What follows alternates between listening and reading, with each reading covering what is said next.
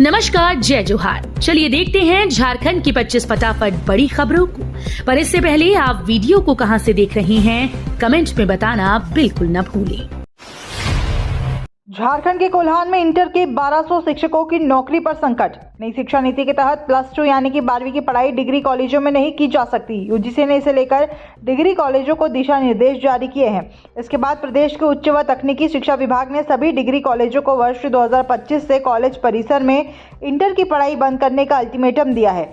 इससे अब कई इंटर कॉलेज में अनुबंध पर 12वीं के बच्चों को पढ़ा रहे शिक्षकों की नौकरी पर संकट के बादल छा गए हैं।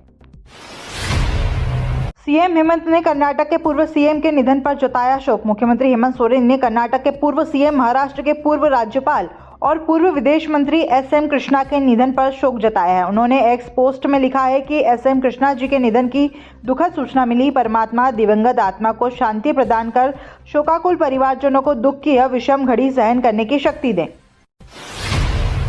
राज्यपाल से मिला सर्व सनातन समाज का प्रतिनिधिमंडल। राज्यपाल संतोष कुमार गंगवार से मंगलवार को राजभवन में सर्व सनातन समाज रांची के प्रतिनिधिमंडल ने मुलाकात की।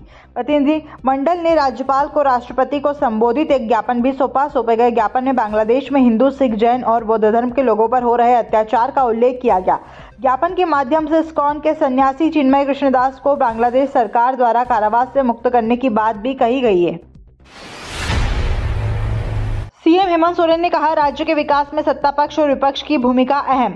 झारखंड विधानसभा के विशेष सत्र के दूसरे दिन रविंद्रनाथ महतो के स्पीकर चुने जाने के बाद मुख्यमंत्री हेमंत सोरेन ने सदन को संबोधित किया। हेमंत सोरेन ने सबसे पहले रविंद्रनाथ महतो को फिर से स्पीकर चुने जाने पर बधाई दी। उन्होंने कहा कि पंचम झारखंड विधानसभा में रविंद्रनाथ महतो की अध्यक्षता में सदन सफलतापूर्वक चला। आगे कहा कि राज्य के सर्वांगीण विकास में सत्ता पक्ष के साथ विपक्ष की भी अहम भूमिका होती है। सीएम हेमंत के निर्देश पर विभाग संभालते ही मंत्री ने अफसरों को दे दिया नया ऑर्डर। मुख्यमंत्री हेमंत सोरेन के निर्देश के बाद उत्पाद एवं मद्य निषेध विभाग के मंत्री योगेंद्र प्रसाद ने अपने विभाग की समीक्षा व अनियमितता पर सख्ती का निर्देश दे दिया है। विभागीय मंत्री का पदभार ग्रहण के मौके पर उन्होंने अधिकारियों को अधिक दर पर शराब की बिक्री रोकने और राजस्व बढ़ाने की ठोस रणनीति पर काम करने को कहा है। जल्दी ही वे विभागीय अधिकारियों के साथ बैठक कर विभिन्न बिंदुओं पर चर्चा करेंगे। इसमें अवैध शराब की बिक्री पर रोक भी उनकी प्राथमिकता में शामिल है। सदन में जयराम महतो ने सीजीएल का मुद्दा उठाया, कहा छात्र आंदोलन से बनाई है पहचान। विधानसभा के विशेष सत्र के दूसरे दिन जेएलकेएम विधायक जयराम कुमार महतो ने बड़ी बेबाकी से अपनी बात रखी। उन्होंने सीजीएल का मुद्दा उठाते हुए कहा कि मैं यहाँ छात्र आंदोलन से पहचान बनाकर आया हूँ। स्पीकर से आग्रह किया कि जिस दृष्टि से सत्ता पक्ष और विपक्ष को देखे, उसी दृष्टि से मुझे भी अपनी बात रखने का अवसर दें। अपनी बात रखते हुए जयराम ने कहा कि राज्य के लाखों अभ्यर्थी सड़क पर हैं। सीएम से आग्रह किया कि वे उन अभ्यर्थियों से मिले, वो आपके ही बच्चे हैं। जेएसएससी सीजीएल पर छात्रों का आरोप, 21 की परीक्षा में सिर्फ 82 और 22 की परीक्षा में 2178 अभ्यर्थी हुए पास। सीजीएल रिजल्ट के खिलाफ छात्रों में काफी आक्रोश है। मंगलवार को रिजल्ट के खिलाफ हजारीबाग में बंद बुलाया था। हजारीबाग में इसका असर भी दिखा। छात्रों ने NH 33 को जाम कर दिया। छात्रों का कहना है कि 21 सितंबर को ली गई परीक्षा में सिर्फ 82 अभ्यर्थी ही सफल रहे, जबकि 22 सितंबर को ली गई परीक्षा में 2178 पास हुए। इसमें काफी अनियमितता बरती गई है। रांची में ट्रैफिक उल्लंघन का जुर्माना जमा नहीं किया तो अब वाहन होगा सीज। रांची ट्रैफिक पुलिस जुर्माने की राशि जमा नहीं करने वाले वाहन चालकों पर शिकंजा कसने की तैयारी कर रही है। ऐसे चालकों के वाहन को पुलिस अब सीज करेगी। इसके लिए ट्रैफिक पुलिस की ओर से तैयारी भी शुरू कर दी गई है। ट्रैफिक पुलिस की तरफ से ऐसे वाहन चालकों का डेटा तैयार किया जा रहा है। प्रथम चरण में वाहन चालकों को जुर्माने की राशि जमा करने के लिए पोस्ट के माध्यम से रिमाइंडर भेजा जाएगा। इसकी कार्यवाही भी शुरू कर दी गई है। इस दौरान चालकों को जुर्माना जमा करने के लिए एक समय दिया जा रहा है। देवघर में ज्योतिर्लिंग से छेड़छाड़ का मामला गहराता बढ़ता जा रहा है। पुरोहितों का आक्रोश। द्वादश ज्योतिर्लिंगों में सर्वश्रेष्ठ कामन लिंगम बाबा बैद्यनाथ मंदिर में गर्भगृह में प्रबंधन से जुड़े कुछ अधिकारी कर्मियों द्वारा मरम्मत के नाम पर छेड़छाड़ का मामला गहरा गया है। पूरे मामले को लेकर जहां एक तरफ पुरोहितों का आक्रोश बढ़ता जा रहा है, वहीं डीसी सह जिला दंडाधिकारी विशाल सागर को बाबा मंदिर सह अनुमंडल पदाधिकारी ने रिपोर्ट सौंप दी है। दीनानाथ पेंटे बने PUCL के नए अध्यक्ष। झारखंड कन्वेंशन में 3 प्रस्ताव पारित। लोक स्वतंत्र संगठन झारखंड का कन्वेंशन संपन्न हो गया है। इस कन्वेंशन में दीनानाथ पेंटे को अध्यक्ष निर्वाचित किया गया। कार्यक्रम में आगामी 2 वर्षों के लिए कार्य योजना निर्धारित की गई। इसके अलावा पिछले कई प्रस्तावों पर चर्चा कर उन्हें जारी रखने का समर्थन भी किया गया और 3 नए प्रस्ताव पारित किए गए हैं। पुष्पा 2 ने भारत में पार किया 600 करोड़ का आंकड़ा। अल्लू अर्जुन की फिल्म पुष्पा 2 द रूल ने महज 6 दिन में 600 करोड़ क्लब में शामिल हो गई है। फिल्म ने स्त्री 2 का रिकॉर्ड तोड़ दिया है। इसी साल पर्दे पर आई श्रद्धा कपूर की फिल्म ने 6 दिन में 597.99 करोड़ रुपए कमाए थे। स्त्री 2 को पछाड़कर पुष्पा 2 अब भारत की सबसे ज्यादा कमाई करने वाली फिल्मों की लिस्ट में 6ठे नंबर पर आ गई है। फिल्म ने दुनिया भर में 900 करोड़ रुपए कमा लिए हैं। अभी भी फिल्म की कमाई जारी है। झारखंड में फिलहाल बारिश के आसार नहीं, छाया रहेगा घना कोहरा। झारखंड में फिलहाल बारिश नहीं होगी। अगले 5 दिनों तक बारिश के आसार नहीं है। सुबह घना कोहरा छाया रह सकता है। मौसम विभाग ने राज्य के पलामू और गढ़वा समेत 14 जिलों में घने कोहरे के साथ येलो अलर्ट जारी किया है। मंगलवार को उत्तरी और दक्षिणी पूर्वी भागों में सुबह कहीं कहीं घना कोहरा छाया रह सकता है। रांची में सदन में पेश होगा अनुपूरक बजट। विधानसभा के विशेष सत्र के तीसरे दिन यानी 11:30 बजे राज्यपाल का अभिभाषण होगा। इसके बाद वित्तीय वर्ष 2024-25 का अनुपूरक बजट सदन में पेश किया जाएगा। कल राज्यपाल के अभिभाषण पर धन्यवाद प्रस्ताव, वाद विवाद, सरकार का उत्तर और विश्वास मत हासिल करने की प्रक्रिया पूरी की जाएगी।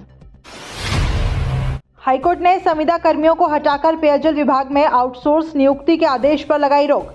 झारखंड हाईकोर्ट ने पेयजल स्वच्छता विभाग में अनुबंध पर कार्यरत कर्मचारियों को हटाकर आउटसोर्स कर्मियों की नियुक्ति करने के आदेश पर रोक लगा दी है। इसके साथ ही अदालत ने सरकार को जवाब दाखिल करने का निर्देश दिया है। रांची में 21 दिसंबर तक चलेगा पुरुष नसबंदी अभियान। परिवार नियोजन कार्यक्रम के अंतर्गत पुरुष नसबंदी अभियान 21 दिसंबर 2024 तक चलाया जा रहा है। इसके अंतर्गत मंगलवार को सिविल सर्जन कार्यालय में जागरूकता रथ अपर मुख्य चिकित्सा पदाधिकारी डॉक्टर अरविंद कुमार के द्वारा रवाना किया गया ताकि पुरुष नसबंदी की संख्या में बढ़ोतरी हो सके। इस वर्ष पुरुष नसबंदी के तहत कुल 2500 NSV का लक्ष्य रांची जिला को दिया गया है। बाबूलाल ने कहा, सदन के कस्टोडियन होने के नाते सभी को अवसर दें।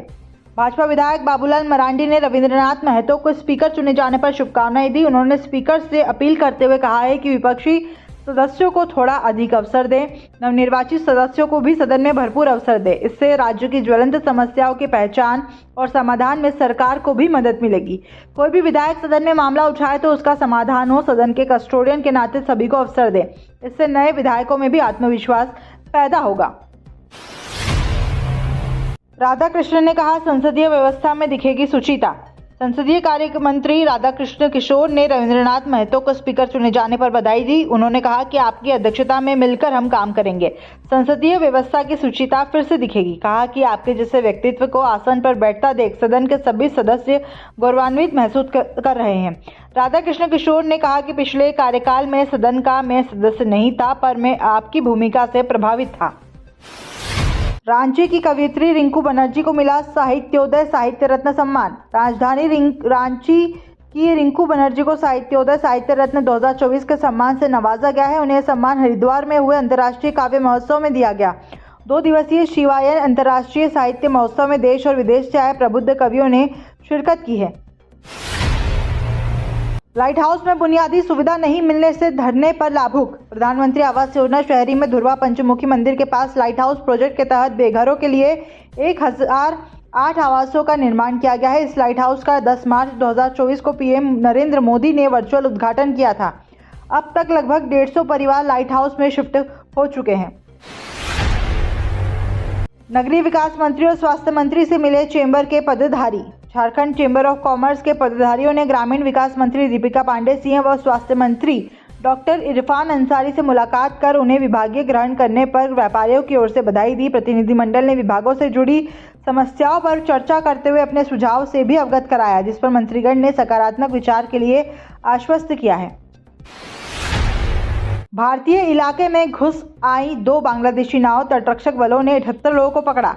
भारतीय तटरक्षक बल ने समुद्री सुरक्षा को मजबूत करने के तहत एक बड़ी कार्यवाही को अंजाम दिया है। सुरक्षा बलों ने भारतीय जल क्षेत्र में अवैध रूप से मछली पकड़ने में लिप्त 2 बांग्लादेशी मछली पकड़ने वाली नावों को जब्त कर लिया है। इस कार्यवाही में 78 बांग्लादेशी मछुआरों को भी हिरासत में लिया गया है।